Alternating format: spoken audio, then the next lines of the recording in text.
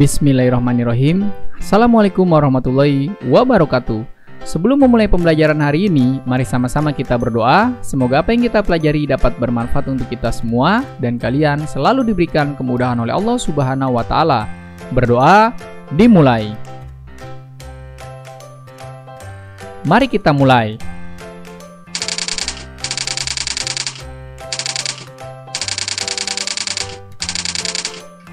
Hari ini kita akan mempelajari tema 9, subtema 3, tokoh penjelajah angkasa luar, pembelajaran ke-6. Yang pertama, kita akan mempelajari muatan bahasa Indonesia tentang membuat cerita fiksi berdasarkan pengalaman pribadi dari Bagan. Kamu pasti memiliki pengalaman pribadi yang menarik. Ada pengalaman yang lucu, menyenangkan, atau mungkin pengalaman yang menyedihkan. Pengalaman itu dapat dibuat menjadi sebuah cerita fiksi. Kamu dapat membuat cerita fiksi berdasarkan pengalaman dengan menentukan judul, tokoh, dan peristiwanya sehingga membentuk cerita. Isi cerita dapat disusun dalam bentuk kerangka cerita terlebih dahulu.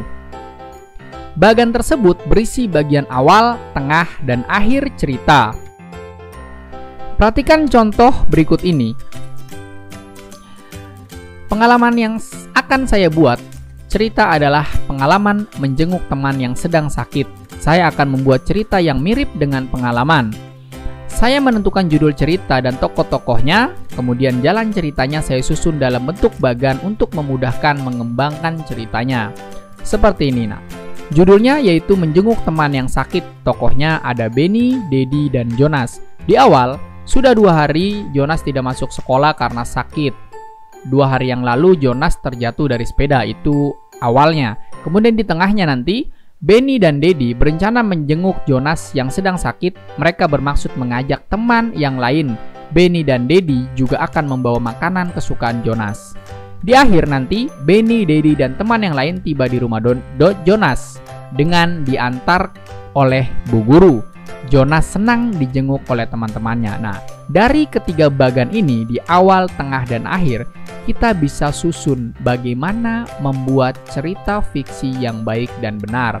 Jadi ini hanya adalah bagannya saja, belum final bagaimana cerita fiksi itu lengkap. Paham nak?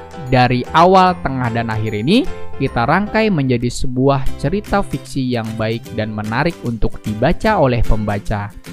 Paham ya nak? Selanjutnya kita akan mempelajari muatan SBDP tentang membuat patung sesuai tema. Teknik konstruktif merupakan cara membuat patung dengan cara menyusun atau merakit bahan-bahan. Bahan-bahan yang biasa digunakan dalam teknik ini yaitu logam, batang besi atau mur, dan kertas yang dibentuk. Dalam menyatukan semua bahan ini, kita memerlukan perekat. Untuk membuat patung yang harus dilakukan adalah terlebih dahulu menentukan temanya.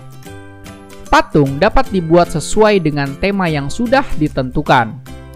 Tema patung dapat berupa manusia, hewan, tumbuhan, dan luar angkasa.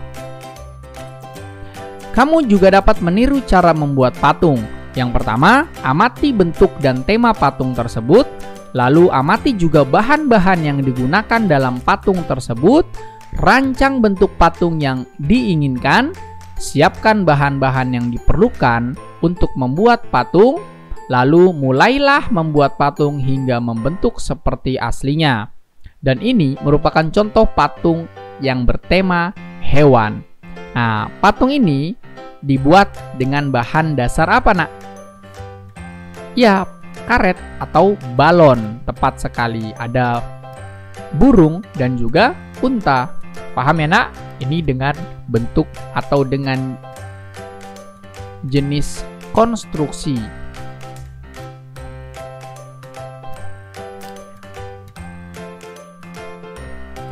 Berikutnya kita akan mempelajari muatan PPKN tentang pengaruh persatuan dan kesatuan terhadap bangsa dan negara. Persatuan dan kesatuan telah membuat bangsa Indonesia mampu merebut kemerdekaan. Keberagaman budaya di Indonesia membuat bangsa Indonesia harus menjunjung tinggi persatuan dan kesatuan bangsa. Jika tidak, bangsa Indonesia akan terpecah belah dan akan berdampak buruk bagi keberlangsungan negara. Beberapa contoh perilaku yang mencerminkan nilai persatuan dan kesatuan di negara Indonesia adalah menggunakan bahasa Indonesia sebagai bahasa persatuan, menggunakan dan mencintai produk dalam negeri dibanding produk luar negeri, dan juga pelayanan kesehatan yang memadai dan merata di seluruh daerah. Terima kasih telah menyaksikan tayangan ini, kurang lebihnya mohon maaf. Apabila tayangan ini kalian rasa bermanfaat, silakan bagikan kepada orang lain, karena berbagi ilmu adalah pahala. Tetap jaga kesehatan, sampai bertemu di lain kesempatan. Wassalamualaikum warahmatullahi wabarakatuh.